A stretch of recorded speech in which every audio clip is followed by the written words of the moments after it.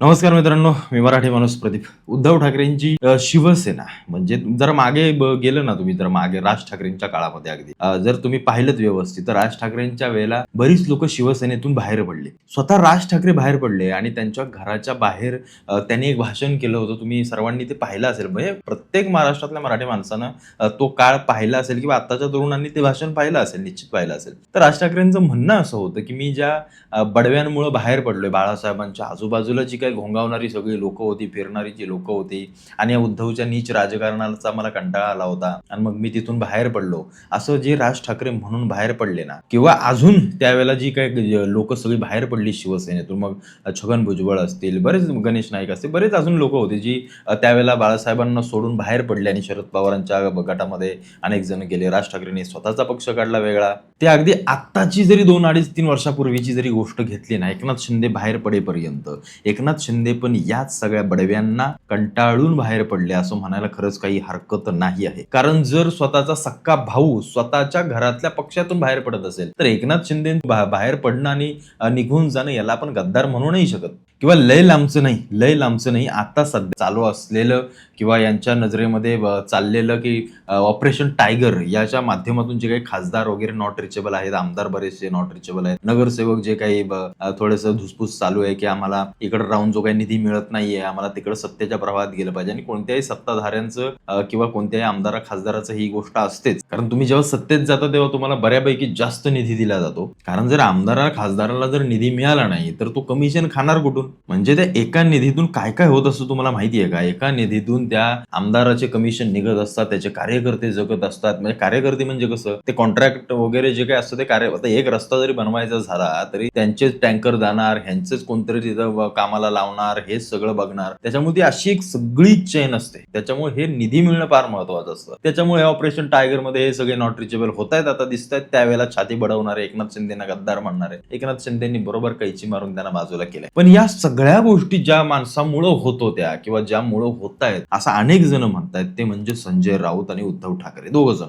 म्हणजे संजय राऊत तर सकाळी सकाळी येतात आणि ते बोलतात म्हणजे बोलतात. त्यांनी पत्रकार परिषद घेतात म्हणजे घेतात. त्यांना कोणी विचारो नाही ते न विचारो, पण संजय राऊत कोणतीही घटना या महाराष्ट्रामध्ये घडो, त्यांचं तोंड आपल्याला, त्यांचा चेहरा त्या टीव्ही वरती पाहायला मिळतो म्हणजे मिळतोच. बरे संजय राऊत कुठं काय इलेक्शन वगैरे लढलेत का किंवा काय असं काय कुठं? नाही. हे आपलं त्यांना राज्यसभेचं खासदार होते ते तिथपासून आपलं पक्षामध्ये एक मोठा सामना वगैरे आता चालवतात बाळासाहेबांच्या याच्यापासून, आणि त्याच्यामुळे त्यांचं एक वलय आहे. पण तसा त्यांना राजकीय अनुभव जर म्हणायला गेलात ना, रस्त्यावरचा किंवा बाहेरचा, खालच्या लेवलचा, अगदी लोकांच्या जनसामान्यांमधला, तर तो काही नाहीये. की बाबा संजय राऊतांच्या खासदार निधीतून एखादं मोठं कुठलं तरी काम झालंय कुठं काहीतरी लोकांसाठी, असं काही नाहीये. ते आपलं राज्यसभेचे खासदार आहेत, नावापुरतं खासदार. तिथं जाऊन एखादा प्रश्न विचार, पक्षाची भूमिका लावून धरायचं काम फक्त ते करतायत. पण एखादा प्रवक्ता किती वेळा बोलू शकतो किंवा एखादा प्रवक्त्याने किती बोलावं याला देखील मर्यादा असतात. समोरचा माणूस जोपर्यंत शिवाय हसडत नाही तोपर्यंत आपण बोलत राहावं का? नाही.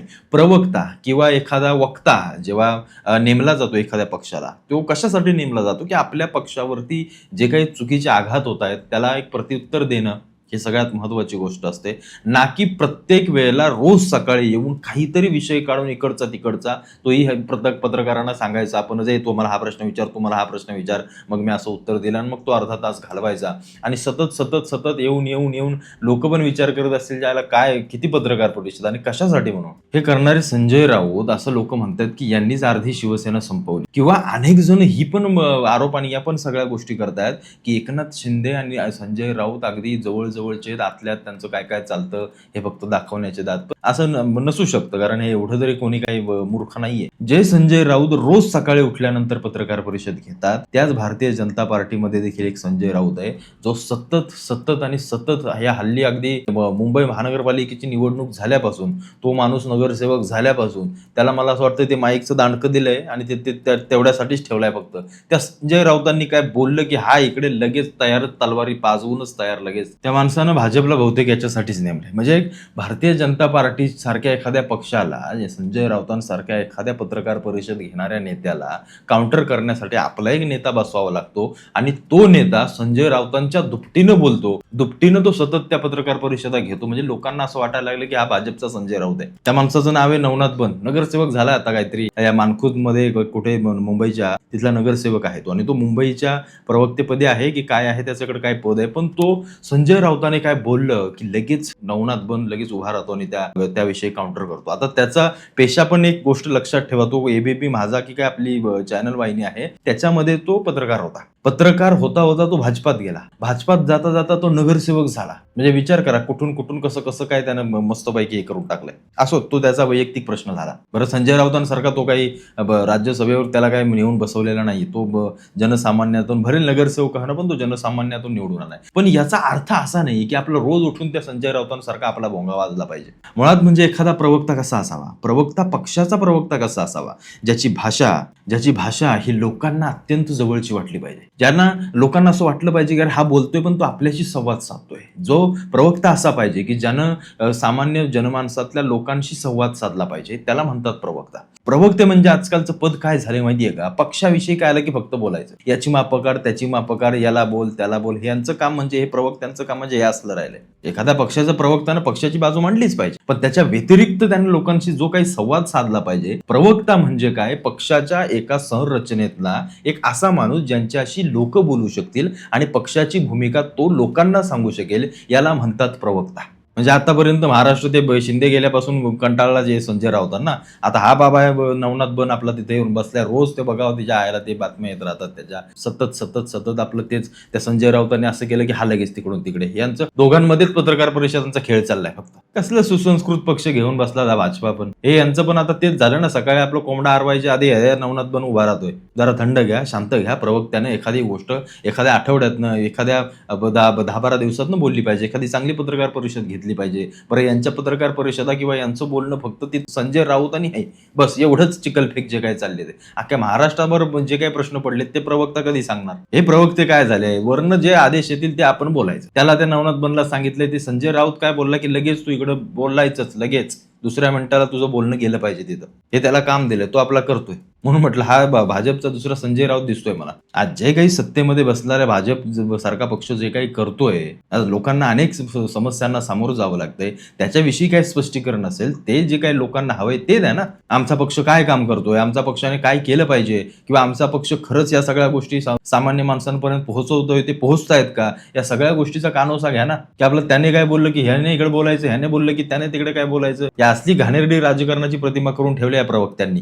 एकही अभ्यासू प्रवक्ता या अख्ख्या महाराष्ट्रातल्या कोणत्याही पक्षामध्ये नाहीये, एकही अभ्यासू प्रवक्ता. नुसतं आपलं लेबल लावलंय प्रवक्त्याचं. जसं संजय राऊतांनी शिवसेना तिकडे अनेक लोक म्हणतात संपवली, तसं नवनाथ बनने काय करू नये. आता आपला रोज बोलतोय, खाली लोक कंटाळले ऐकून ऐकून, लोकांना वैताग आला, आता हा बाबा याला निवडून दिलाय पण हा नुसताच बोलत बसतोय, असं होऊ नये. त्यामुळे हे भाजपचे संजय राऊत जरा शांत होतील असं मी एक अपेक्षा करतो. आणि लोक जे काही कंटाळलेत या सगळ्या, आधीच एक तर लोकांना मनस्ताप झालाय अनेक गोष्टींचं, ते इथेनॉल मधनं लोक कंटाळलेत, पूर्णपणे वैतागलेत. पाऊस पाणी नाहीये, बाकी सगळ्या संकटांच्या गोष्टी आहेत, सामान्य माणूस पूर्ण भरडून निघालाय या सगळ्या गोष्टींमध्ये. त्याच्यावरती प्रवक्त्यांनी बोलायचं तर बोलावं, नाही तर उगाच हिच्या आईला टाइमपास करण्यासाठी आधीच एक तर डोक्याचं दही झालंय सगळं, त्याच्यामध्ये तुमची बडबड ऐकायला कोणाला इंटरेस्ट नाही, कोणाला रस नाही. मीडियावाल्यांना काही फरक पडत नाही, त्यांना टीआरपी पाहिजे, त्यांचा काय 24 तास आपला चॅनल चालला पाहिजे, त्यांना काही फरक पडत नाही. ते संजय राऊत असो नाही तर नवनाथ बन असो नाही तर कोणी असो, त्यांना काही फरक पडत नाही. पण या गोष्टीची दखल थोडीशी भाजपानं घ्यावी किंवा त्या नवनाथ बनने घ्यावी की बाबा किती बोलावं. ठीक आहे, ते संजय राऊत बोलतात म्हणून त्यांच्या लाईनीला तू पण जाऊन बसतो की काय, तूही संजय राऊतच झाला की. हे म्हणायचे ना की सकाळी उठून एक भोंगा वाजतो, जसे हे त्या संजय राऊतांना म्हणायचे.